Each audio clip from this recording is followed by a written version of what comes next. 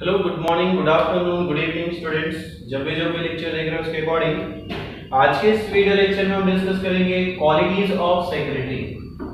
हमने इसके पहले सेक्रेटरी के बारे में पढ़ा, उसके फीचर्स पढ़े, उसके नेचर्स के बारे में पढ़ा, उसके फंक्शंस के बारे में भी पढ़ा और हमने सेक्रेटरी के टाइप्स के बारे में भी पढ़ा है। अभी हम पढ़ने जा रहे हैं कि क्वालिटीज सेक्रेटरी के अंदर में कौन सी क्वालिटीज होनी चाहिए, मतलब ये क्वालिटीज सेक्रेटरी के अंदर में होनी चाहिए, जरूरी होती है। सबसे पहला पॉइंट है एक्यूरेसी। सबसे पहला पॉइंट है अपना एक्यूरेसी। एक्यूरेसी का मतलब क्या होता है? करेक्टनेस। मतलब जो सेक्रेटरी है वो कैसा होना चाहिए? एक्यूरेट होना चाहिए, परफेक्ट होना चाहिए उसके वर्क में, उसके काम में। मतलब वो जो काम करेगा वो काम कैसा होना चाहिए? एक्यूरेट काम होना चाहिए, एक्यूरेट वर्क होना चाहिए। जैसे कि उसे करस्पॉन्डेंस करना होता है, लेटर्स वगैरह लिखने होते हैं, तो वो कम्युनिकेशन जो कर रहा है या लेटर्स वगैरह जो लिख रहा है वो लेटर्स कैसा होना चाहिए? एक्यूरेट, परफेक्ट, करेक्ट होने चाहिए। The next is adaptability. Adaptability का मतलब होता है ability to adjust. Ability to adjust मतलब अपने आप को वो क्या करेगा? एडजस्ट करेगा अकॉर्डिंग टू सिचुएशन। मतलब ऑर्गेनाइजेशन के अंदर में सिचुएशन क्या होती है? आती रहती है, जाती रहती है, बदलती रहती है, कभी कोई सिचुएशन क्रिएट हो जाती है, तो एवरी सिचुएशन को हैंडल करके आना चाहिए। उसके अंदर में वो एबिलिटी होनी चाहिए कि वो अपने आप को क्या कर सके? सिचुएशन के अकॉर्डिंग एडजस्ट कर सके। ऐसा नहीं है कि सिचुएशन आ गई तो अभी उसको डर के पीछे हट जाना, ये करना है नहीं, उसको वहां पे क्या करना है? डट के खड़े रहना है और वो जो सिचुएशन उसके सामने अराइज हुई है उस सिचुएशन को उसे क्या करना है? उस प्रॉब्लम का उसे क्या करना है? सॉल्यूशन निकालना है। The next is cooperativeness.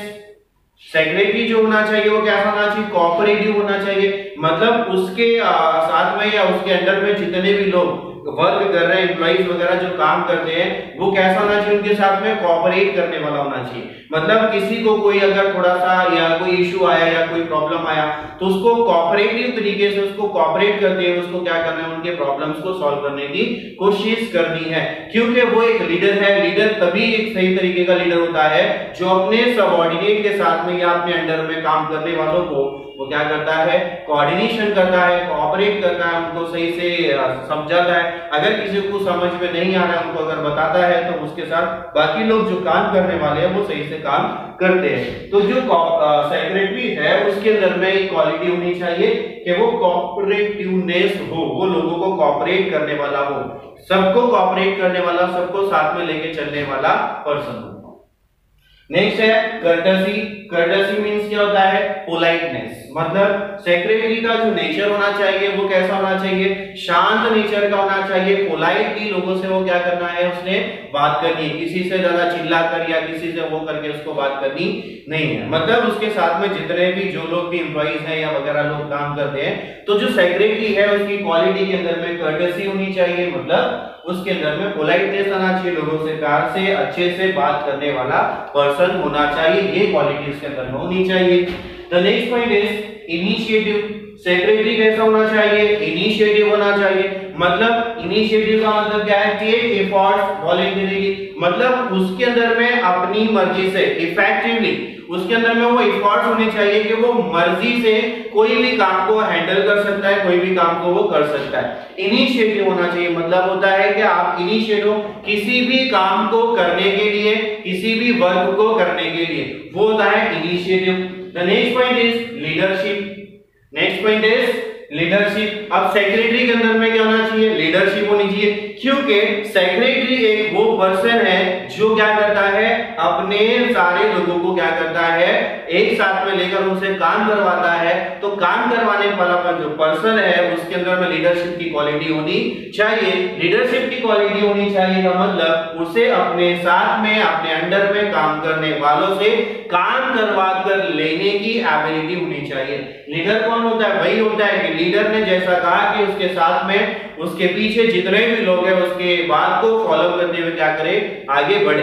तो वो चीज क्वालिटी, लीडरशिप वाली क्वालिटी एक सेक्रेटरी के अंदर होनी चाहिए। The next point is loyalty. Loyalty means क्या है? फेथफुलनेस। फेथफुलनेस मतलब क्या? लॉयल्टी। लॉयल्टी अभी यहाँ पे बात करते हैं, वो लॉयल होना चाहिए, सही आदमी होना चाहिए, परफेक्ट होना चाहिए, फेथफुल पर्सन होना चाहिए। क्योंकि सेक्रेटरी को हम मानते हैं कि वो सेक्रेटरी जो होता है, वो सेक्रेटरी कौन होता है? कॉन्फिडेंशियल ऑफिसर होता है। कौन होता है सेक्रेटरी?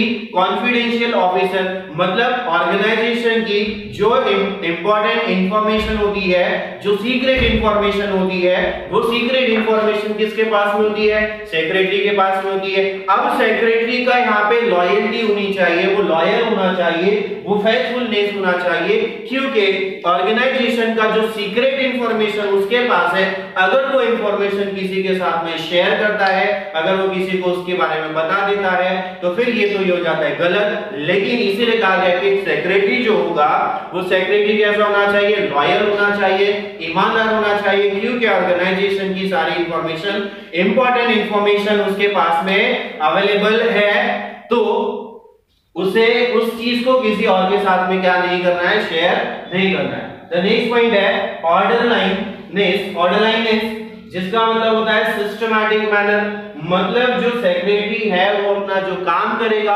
अपना जो वर्क करेगा, वो कैसे करेगा? ऑर्डर लाइन में करेगा, ऑर्डर से करेगा। ऑर्डर से करेगा मतलब सिस्टमैटिक तरीके से करेगा। जो सिस्टम होगा काम करने का, पहले ये काम करना है, उसके बाद ये काम करना है, उसके बाद ये, उसके बाद ये, मतलब ये ऑर्डर लाइन है। मतलब जो हमने मैथ्स में शायद पढ़ा होगा असेंडिंग ऑर्डर या डिसेंडिंग ऑर्डर, मतलब क्या?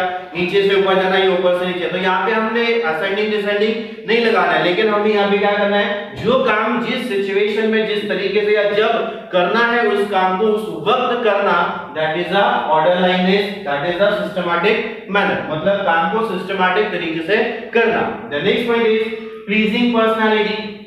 अब सेक्रेटरी के अंदर में क्या होना चाहिए? प्लीजिंग पर्सनालिटी वाला होना चाहिए। सर, प्लीज सर, ये सर, वो सर, मतलब जो हम लोग देखते हैं कि कभी सेक्रेटरी को देखा होगा तो ये जो सेक्रेटरी होता है उसका जो नेचर होना चाहिए वो कैसा होना चाहिए? प्लीजिंग पर्सनालिटी वाला नेचर होना चाहिए। The next point is knowledge Sikar, मतलब उसके पास नॉलेज होनी चाहिए, इंफॉर्मेशन होना चाहिए, क्योंकि सेक्रेटरी को जो काम करना है, उसका जो वर्क करना है, उसके पास अगर नॉलेज नहीं होगा तो वो सही से काम कर नहीं सकता। मतलब अगर किसी कोऑपरेटिव सोसाइटी के अंदर में कोई एज अ सेक्रेटरी काम करना चाहता है या सेक्रेटरी बनना चाहता है, तो अगर उसके पास कोऑपरेटिव सोसाइटी का नॉलेज नहीं है, एक्ट का नॉलेज नहीं है, तो वो काम वहां पे सही से कर नहीं सकता। तो इसका मतलब है कि अगर कोऑपरेटिव सोसाइटी में उसको अगर काम करना है, तो कोऑपरेटिव सोसाइटी का जो एक्ट है, उस एक्ट का उसे नॉलेज होना चाहिए, क्योंकि उसे जो काम करना है, उसे जो वर्क करना है, अकॉर्डिंग टू एक्ट काम करना है। अगर वो एक्ट के अगेंस्ट में काम करेगा तो मतलब वो काम क्या हो जाएगा? गलत हो जाएगा। तो इसीलिए उसे नॉलेज की जरूरत है। जॉइंट स्टॉक कंपनी के अंदर की अगर हम बात करें तो जॉइंट स्टॉक कंपनी में भी उसके पास नॉलेज होना जरूरी है। The next point is punctuality. Punctuality means time sense.